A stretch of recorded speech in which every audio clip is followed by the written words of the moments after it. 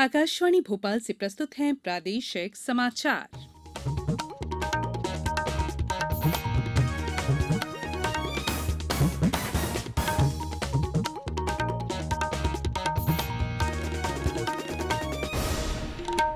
नमस्कार, समाचारों के साथ मैं संयुक्ता बैनर्जी। 18 साल से अधिक आयु वर्ग के लिए सरकारी केंद्रों पर निःशुल्क राष्ट्रव्यापी कोविड टीकाकरण अभियान जारी है। युवा श्रोताओं से हमारा आग्रह है कि कोविड रोधी टीका लगवाएं और अन्य लोगों को भी इसके लिए प्रोत्साहित करें। कोविड स्वास्थ्य के लिए खतरा बना हुआ है। ऐसे में एहतियाती उपायों के पालन में कोताही न बरतें। जब तक जरूरी न हो घरों से बाहर न निकलें और 3 सरल उपायों का पालन करें। मास्क लगाएं, 2 गज की सुरक्षित दूरी बनाए रखें, बार बार हाथ धोएं, साफ सफाई रखें और टीका जरूर लगवाएं। कोविड से संबंधित जानकारी देने और मार्गदर्शन के लिए राष्ट्रीय हेल्पलाइन कार्यरत है। इसका नंबर है 011-239-78046 और 1075। अब मुख्य समाचार। स्वस्थ भारत के संकल्प को लेकर फिट इंडिया फ्रीडम रन का दूसरा चरण 13 अगस्त से शुरू होगा। राज्य सरकार ने कोरोना कर्फ्यू की पाबंदियों को 20 अगस्त तक बढ़ाया। प्रदेश में कोरोना टीकाकरण अभियान में अब तक 3,55,00,000 से अधिक लोगों का वैक्सीनेशन हुआ और प्रदेश में कल से परीक्षण के तौर पर शुरू होगी EFIR सेवा। अब समाचार विस्तार से। युवा कार्यक्रम और खेल मंत्री अनुराग ठाकुर 13 अगस्त को आजादी का अमृत महोत्सव समारोह के अंतर्गत राष्ट्रव्यापी फिट इंडिया फ्रीडम रन के दूसरे चरण का उद्घाटन करेंगे।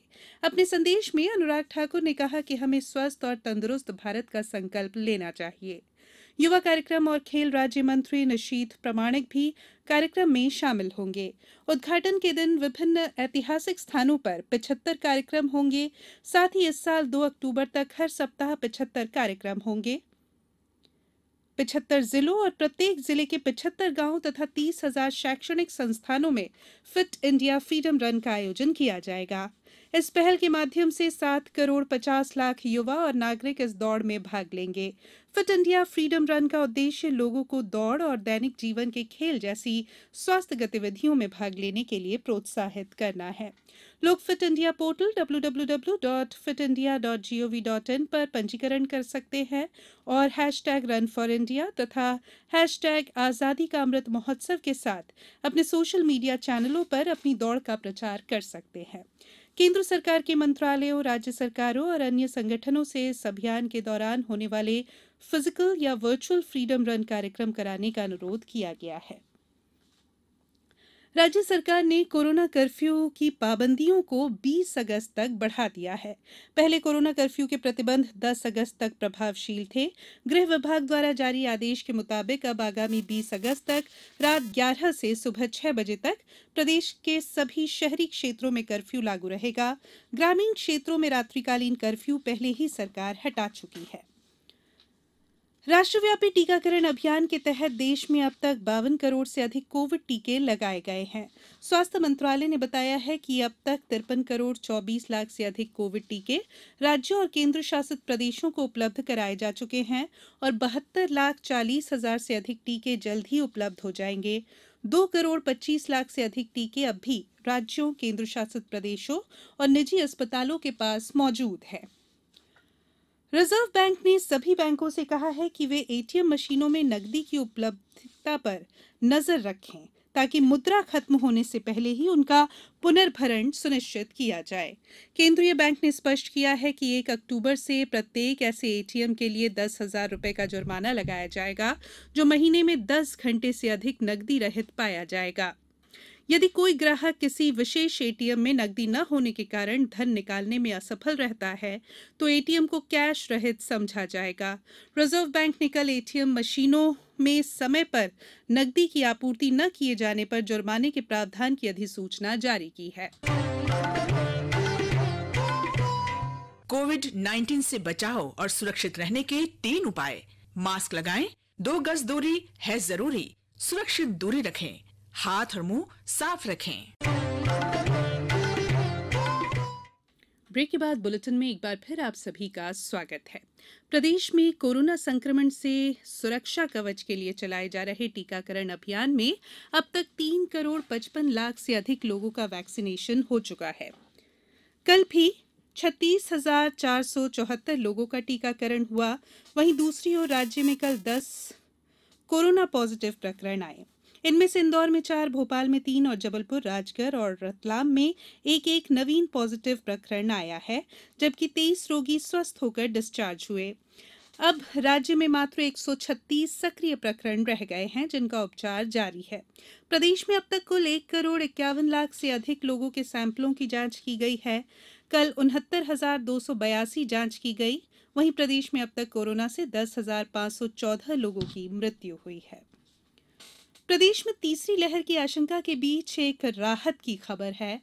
हाईकोर्ट में सरकार की ओर से पेश की गई 11वीं एक्शन टेकन रिपोर्ट में बताया गया है कि दिसंबर तक 18 साल से ऊपर की पूरी आबादी को वैक्सीन लग जाएगी। हाईकोर्ट ने मामले में अगली सुनवाई 6 सितंबर को तय की है। सरकार की ओर से 188 ऑक्सीजन प्लांट लगाए जा रहे हैं।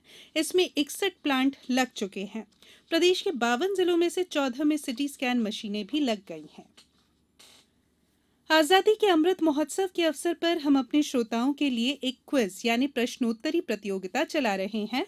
इसमें मध्य प्रदेश में स्वतंत्रता संग्राम, स्वतंत्रता सेनानियों, प्रदेश के इतिहास, भूगोल, पर्यटन स्थलों और प्रदेश की अन्य घटनाओं से संबंधित एक प्रश्न प्रतिदिन पूछा जा रहा है।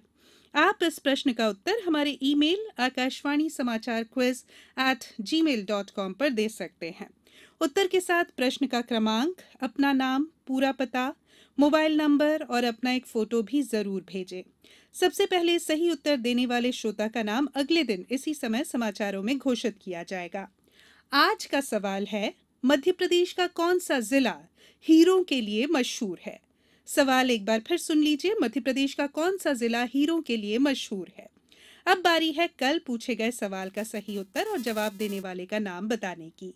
कल हमने पूछा था कि मध्य प्रदेश का कौन सा शहर राज्य की औद्योगिक राजधानी के नाम से भी जाना जाता है। सही जवाब है इंदौर। सबसे पहले सही जवाब भेजने वाले हैं शाजापुर जिले के अवंतीपुर बरौदिया गांव के संजेश कौशल।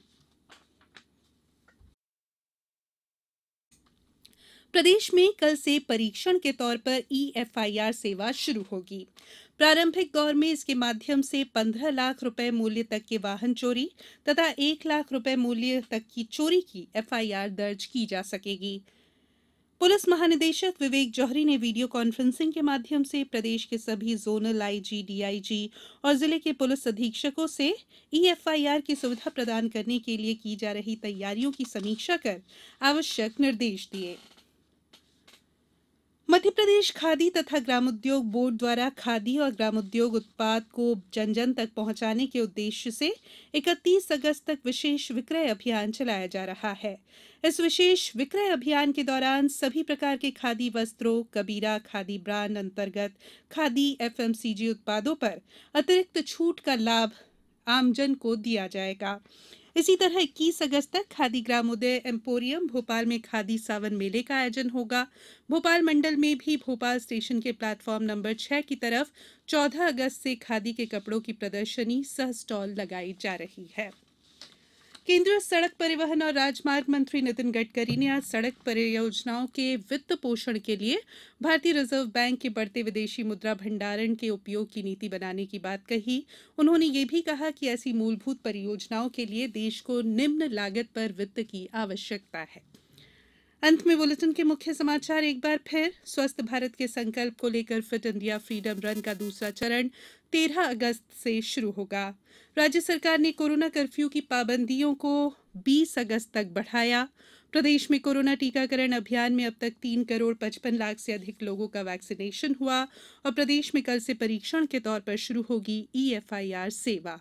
इस बुलेटिन में फिलहाल इतना ही। अंत में एक अपील, मास्क और 2 गज की दूरी, हाथ धोना भी है जरूरी। नमस्कार।